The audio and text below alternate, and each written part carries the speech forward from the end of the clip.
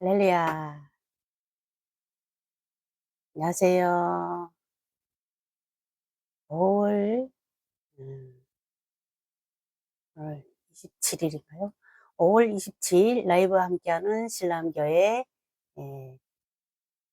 수요 예배입니다. 안녕하세요. 신랑교회 목사입니다.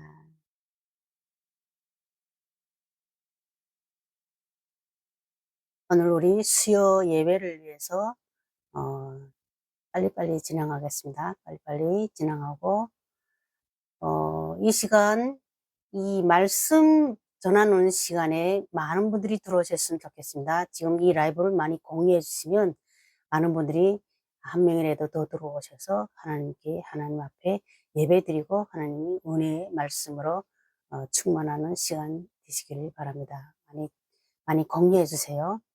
먼저 예배를 위해서 짧게 우리 기도하겠습니다.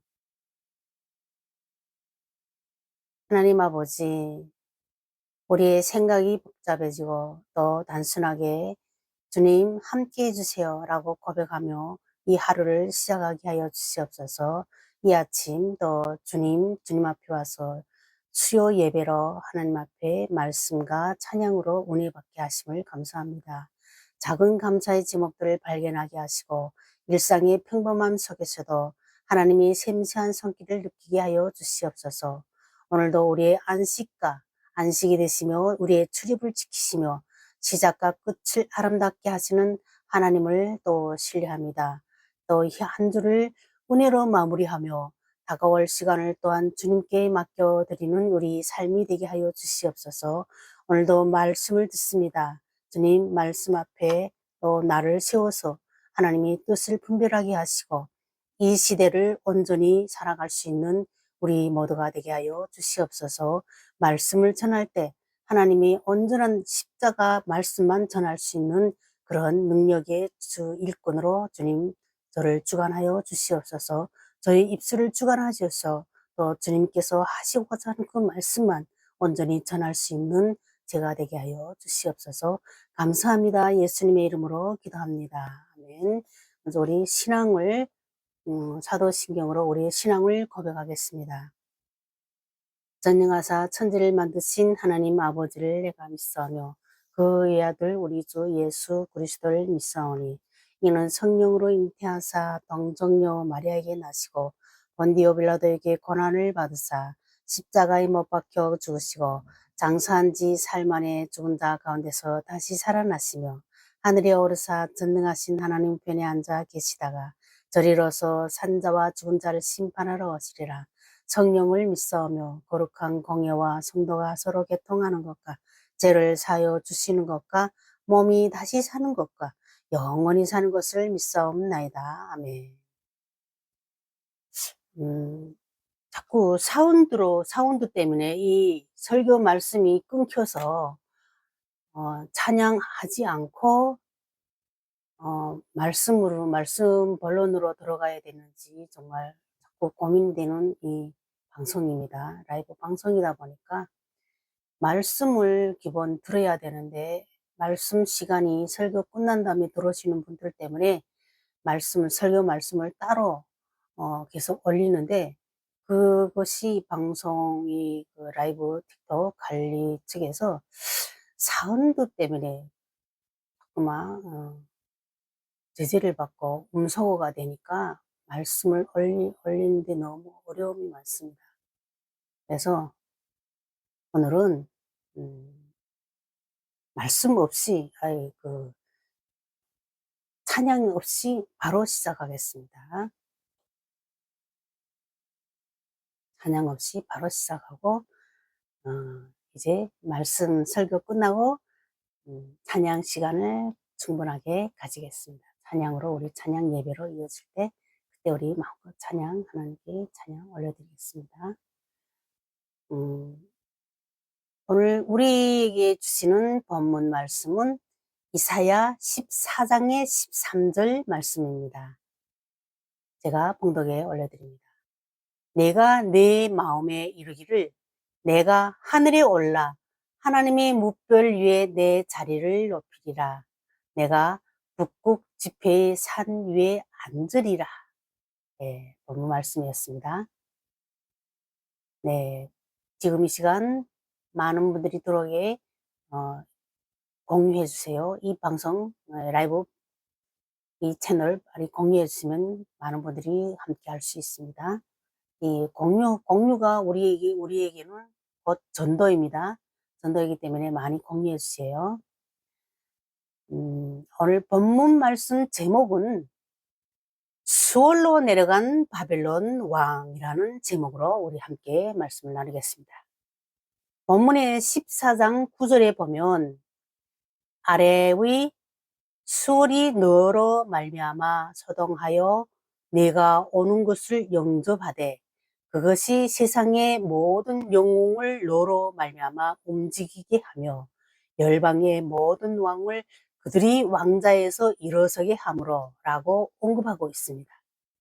여기서 아래의 수월은 원래 땅속에 있는 죽은 영혼이 머무는 장소를 뜻하나 여기서는 죽은 바빌론 왕이 가게 될 곳을 가리키기도 합니다. 여기서 아래의 수월 또 본문 14장의 13절에서는 북국 지폐의 산은 가나안 땅 가장 북쪽에 있던 곳으로 그들의 신들, 특히 바알이 거주하는 산으로 상상되던 곳, 이스라엘에 있어서는 여호와께서 계시는 증거의 산, 시편 48편 2절에서 언급하듯이 산을 가리켰던 것입니다. 여기서는 후자, 바알이 거주하는 산으로 여기 13절에서 해석됩니다. 우리가 살아가는 세상에는 언제나 권위라는 것이 존재하고 있습니다. 가정에는 부모의 권위가 있고 학교에는 교사의 권위가 있으며 나라에는 법과 지도자의 권위가 있습니다. 교회 안에도 영적인 권위와 질서가 존재합니다. 그런데 오늘날 많은 사람들은 권위라는 말 자체를 불편하게 느낍니다. 왜 그럴까요? 그 이유는 많은 경우 권위가 사람과 섬김의 도구가 아니라 사람을 억누르고 지배하는 권위주의로 사용되었기 때문입니다. 그래서 사람들은 권위에는 상처받은 기억이 많고 권위라는 단어 자체를 거부하려고 합니다. 그러나 성경은 분명히 말합니다. 하나님은 무질서의 하나님이 아니라 질서의 하나님이십니다. 그렇다고 성경이 말하는 권위가 독재와 억압을 의미하는 것은 또 아닙니다. 성경이 말하는 참된 권위는 하나님 앞에서 책임지는 권위이며 성경은 사랑으로 섬기는 권위라고 말합니다. 반대로 하나님이 세우신 질서를 무시하고 교만과 번역, 반역으로 행동할 때 성경은 그것이 얼마나 무서운 결과를 가져오는지 여러 사건을 통해서 보여줍니다. 성경에서 가장 먼저 권위에 반역한 존재는 사탄입니다. 사탄은 원래 하나님을 섬기던 천사였습니다. 오히려 하나님처럼 높아지려고 했습니다. 내가 하늘에 올라 하나님의 뭇별 위에 나의 보좌를 높이리라. 이사야 14장의 13절에서 이렇게 사탄이 말했습니다. 그의 마음속에는 교만이 자라기 시작했습니다. 왜 하나님만 높임을 받는가? 왜 내가 그 아래에 있어야 하는가? 하면서 결국 교만은 반역으로 이어졌고 그는 하나님 나라에서 쫓겨나게 됩니다. 권위에 대한 불순종의 뿌리는 대부분 교만입니다. 오늘날도 마찬가지입니다. 사람은 교만해질 때 질서를 무너뜨립니다. 자신이 최고가 되고 싶어 하고 누구의 간섭도 받기 싫어합니다. 그러나 하나님 없는 자유는 결국 파괴로 이어집니다. 민수기 16장에는 고라의 반역 사건이 또 나옵니다. 고라는 모세와 아론을 향해서 이렇게 말합니다. 너희만 거룩하냐? 겉으로 보기에는 평등을 주장하는 것처럼 보였지만 사실은 시기와 교만이었습니다. 그들은 하나님께서 모세를 세우셨다는 사실을 인정하지 않았습니다. 결국 하나님께서는 땅이 갈라지게 하셔서 고라와 그 무리를 심판하셨습니다. 땅이 그 입을 열어 그들의 집과 고라에게 속한 모든 사람과 그들의 재물을 삼키매 민수기 16장의 32절에서 이렇게 말씀하십니다. 또 민수기 16장의 33절에서는 그들과 그들에게 속한 모든 자가 산채로 수월에 내려가며 땅이 그 위에 덮이니 그들이 총회 중에서 망하니라. 대단히 무서운 말씀이십니다. 왜 이렇게 무서운 심판이 임했을까요? 단순히 사람에게 반항했기 때문이 아닙니다. 하나님이 세우신 질서를 무너뜨렸기 때문입니다. 오늘날 공동체가 무너지는 이유 중 하나도 바로 이것입니다. 시기, 비교의식, 인정받고 싶은 욕망, 또 자리를 차지하려는 욕심. 이런 마음은 결국 공동체를 분열시킵니다. 민수기 12장에서 미리암과 아론은 모세를 비방합니다. 표면적인 이유는 모세의 결혼 문제였지만 사실은 건의에 대한 불만이었습니다. 여호와께서 모세와만 말씀하셨느냐 우리와도 말씀하시지 아니하셨느냐.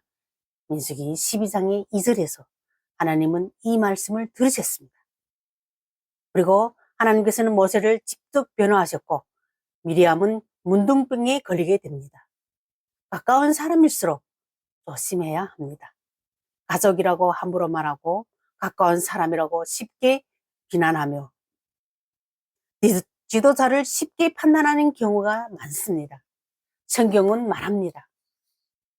하나님께서 세우신 사람을 함부로 정죄하는 일을 가볍게 여기지 않으신다는 것입니다. 압살롬, 인기를 이용한 반역자였습니다. 인기를 이용한 반역을 했기 때문에 압살롬은 외모로도 뛰어났고 사람들이 인기도 많았습니다. 그는 성문 앞에 서서 사람들이 마음을 얻기 시작했습니다.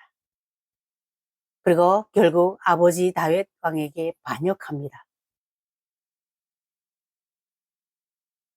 예배 중에 일일이 인사를 못 드려서 죄송한데요. 이제 예배 설교 말씀 끝나면 찬양 예배로 이어질 때 한꺼번에 인사드리겠습니다. 죄송합니다. 양해 부탁드립니다. 압살롬은 권력을 원했습니다. 그러나 권력을 향한 욕망은 나라를 혼란에 빠뜨렸고 결국 그는 비참한 죽음을 맞이합니다. 오늘날도 사람들은 정적 영향력을 원합니다. 그러나 영향력은 하나님이 맡기셔야 합니다. 하는 것입니다. 욕심으로 얻은 권력은 결국 사람을 망하게 합니다. 사울 왕은 부분적인 순종의 위험. 사울 왕은 하나님께 선택받은 왕이었습니다. 그러나 그는 하나님의 말씀보다 자기 생각을 더 앞세웠습니다. 하나님은 아말렉을 진멸하라고 명령하셨지만 사울은 좋은 것은 남겨두었습니다. 겉으로는 순종한 것처럼 같았지만 실제로는 불순종이었습니다. 그때 사무엘 선지자가 말합니다. 순종이 제사보다 낫고 듣는 것이 순양의 기름보다 나으니. 사무엘상 15장의 22절에서 말씀하고 있습니다. 하나님은 형식보다 순종을 원하십니다. 부분적인 순종은 사실상 불순종이기 때문입니다. 엘리야의 아들들은 거룩함을 잃어버린 권위를 또 엘리야의 아들 홈니와 비느하스는 제사장이었습니다. 그러나 그들은 하나님을 두려워하지도 않았습니다. 제사를 멸시했고 백성들을 실족시켰습니다. 그러다가 결국 하나님의 심판을 받아 죽게 됩니다. 여기서 중요한 사실은 이것입니다. 권위를 가진 사람도 하나님 앞에서는 반드시 거룩해야 한다는 사실입니다. 성경은 권위에 대한 반역만 책망하는 것이 아닙니다. 권위를 잘못 사용하는 것도 엄중하게 심판하십니다. 예수님이 보여주신 참된 권위, 예수님은 모든 것을 가지신 하나님이 아들이셨습니다. 그러나 예수님은 군림하지 않으셨습니다. 어린 아이를 품으셨고, 죄인들과 함께 식사하셨고, 제자들의 발을 씻기셨고, 십자가에까지 자신을 내어주셨습니다. 예수님은 말씀하셨습니다. 너희 중에 큰 자는 너희를 섬기는 자가 되어야 하리라. 마태복음 23장의 11절에서 말씀하십니다. 참된 권위는 힘으로 누르는 것이 아닙니다. 참된 권위는 사람을 살리고 세워주고 회복시키는 능력입니다. 성경이 말하는 건강한 권위는 하나님을 두려워하는 권위, 사랑으로 섬기는 권위, 책임을 지는 권위, 희생하는 권위, 사람을 살리는 권위. 이런 권위는 공동체를 건강하게 만듭니다.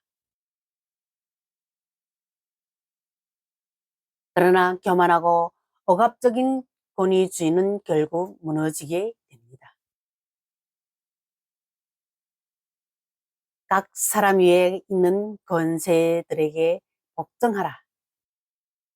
로마서 13장의 1절에서 말씀하셨습니다. 또 맡은 자들에게 주장하는 자세를 하지 말고 양 무리의 본이 되라고 했습니다. 주장하는 자세, 명령하는 자세 하지 말고 본이 되는 자세를 하라고 또 베드로전서 5장 3절에서도 말씀하셨습니다. 하나님은 질서를 원하십니다.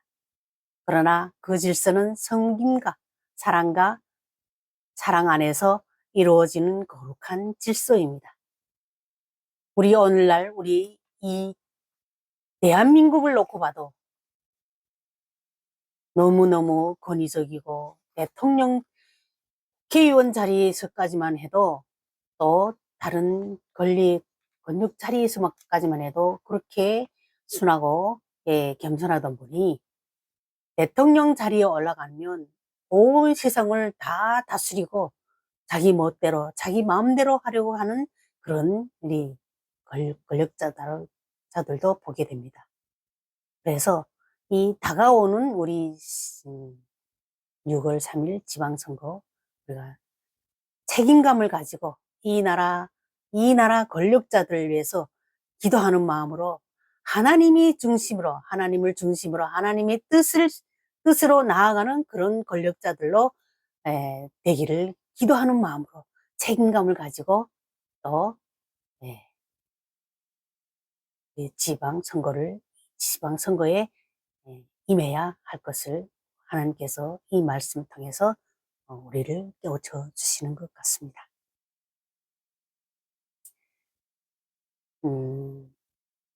오늘 짧은 말씀을 우리 듣고 우리 가운데 하나님 앞에 또 어떻게 임해야 되고 내가 교회 안에서 공동체 안에서 또 회사에서 또 모든 생활의 삶의 영역 가운데서 내가 분명하게 직분이 있고 또 하나님께서 주신 사명 가운데 나가시는 분들이라면 우리는 이 권력과 교만 이것을 온전히 분별하며 사탄의 주는 그런 유혹과 그런 마귀가 주는 그런 시험에 넘어지지 않고 오직 말씀으로만 세워져가는 저와 여러분들이 되시기를 이 말씀을 통해서 깨닫는 시간이 되었으면 좋겠습니다. 우리 말씀을 묵상하면서 짧게 기도하겠습니다. 시간이 길게 허락되지 않아서 말씀이 길면 이렇게 걸리는데도 너무너무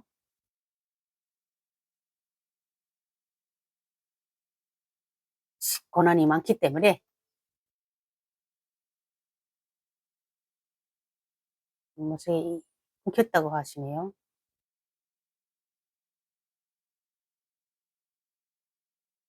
끊겼죠? 네. 짧게 기도하겠습니다. 사랑의 하나님 아버지, 교만하고 자기 뜻대로 살려는 우리의 마음을 용서하여 주시옵소서.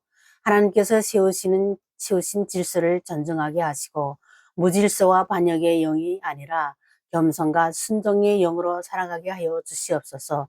또한 우리에게 맡겨진 자리에서 권위주의적으로 군림하지 않게 하시고 예수님처럼 사랑으로 섬기게 하여 주시옵소서. 가정에서도 교회에서도 사회에서도 사람을 살리는 권위를 사용하게 하시고 상처 주는 말과 행동을 멀리하게 하여 주시옵소서. 우리 모두가 주님 앞에 겸손히 엎드리는 사람이 되게 하시며 순종을 통해서 하나님의 은혜와 평강을 누리는 우리 모두가 되게 하여 주시옵소서. 또 예수님의 말씀은 듣고만 스쳐가는 것이 아니라 그 말씀을 내 마음판에 온전히 잘 새겨져서 내 삶의 모든 영역 가운데서 잘 적응하며 그리스도의 향기만 나타낼 수 있는 우리 모두가 되게 하여 주시옵소서. 감사합니다. 예수님의 이름으로 기도합니다. 아멘. 우리 모두 음, 말씀을 잘 들었습니다. 또 우리 주기도문으로 예배를 마치고 공공기도 축도하고 어, 설교 마치고 또 다음 찬양 예배로 이어지겠습니다. 감사합니다. 주기도문. 하늘에 계신 우리 아버지여, 이름이 거룩히 여김을 받으시오며 나라가 임하시오며 뜻이 하늘에서 이루어진 것 같이 땅에서도 이루어지리다. 오늘날 우리에게 일용할 양식을 주시옵고 우리가 우리에게 죄 지은 자를 사하여 준 것 같이 우리 죄를 사하여 주시옵고 우리를 시험에 들게 하지 마옵시고 다만 악에서 구하옵소서. 나라와 권세와 영광이 아버지께 영원히 있사옵나이다. 아멘. 공헌기도합니다. 귀하고 복된 날 주님 앞에 또 나와 예배 드릴 수 있고 또 저희들에게 하나님 말씀을 들을 수 있는 귀한 시간을 허락하심에 감사합니다. 주님 앞에 찬양과 경배를 드리며 말씀을 통하여서 주님의 신령한 은혜를 체험케 하신 것도 감사합니다. 저희들에게 때마다 알맞는 물질을 더하여 주셔서 주님 안에서 부족함 없이 살게 하심도 감사합니다. 여러 가지 감사의 조건을 가지고 이 시간 예물을 드린 손길들이 있습니다. 더욱 감사의 조건들이 더해질 수 있도록 은혜 위에 은혜를 더하여 주시고 또 어려운 환경 가운데서도 주님의 것을 또 주님께 온전히 드리는 마음을 가지고 예물을 드린 심령들을 더 복 있게 하시고 주님께서 채우시는 위로가 넘쳐나게 하여 주시옵소서. 그리하여서 저희들 삶 전체를 드릴 수 있는 11조로 하나님을 기쁘게 하는 역사가 있게 하여 주시옵소서. 이 시간 주님께 드린 모든 헌금이 사용될 때에도 주님의 영광을 나타내는 데 사용되게 하시고 복음이 확장되며 주님의 몸된 교회가 든든히 세워져 가고 사용되어서 하나님의 영광을 나타내게 하시고 또 복음이 확장될 때마다 하나님께서 기뻐 받으시는 그 헌금이 귀하게 쓰여지는 역사가 일어나게 하여 주시옵소서. 감사드리며 예수님의 이름으로 기도드립니다. 아멘. 축도합니다. 이제는 우리 주 예수 그리스도의 은혜와 하나님 아버지의 무궁하신 사랑과 성령 하나님의 역사하심이 몸과 마음을 다하여 예배하면서 이 땅에서 거룩으로 지어져서 하늘나라를 소유하며 하나님과 영원히 살기를 소망하는 전 세계 라이브 신뢰한 교회 성도님들과 먼 이국 땅에서 오늘도 복음 사역에 땀 흘리며 고고분투하고 계시는 선교사님들과 그의 동력자들과 그들이 가족과 공동체 위에 이 땅의 서금과 빛의 역할을 온전히 감당하며 하나님 말씀으로 영광을 드러내기를 바라는 우리 실로암 라이브 교회 성도 교회 위에 지금으로부터 영원토록 함께 있을지어다. 아멘. 감사합니다. 빨리 예배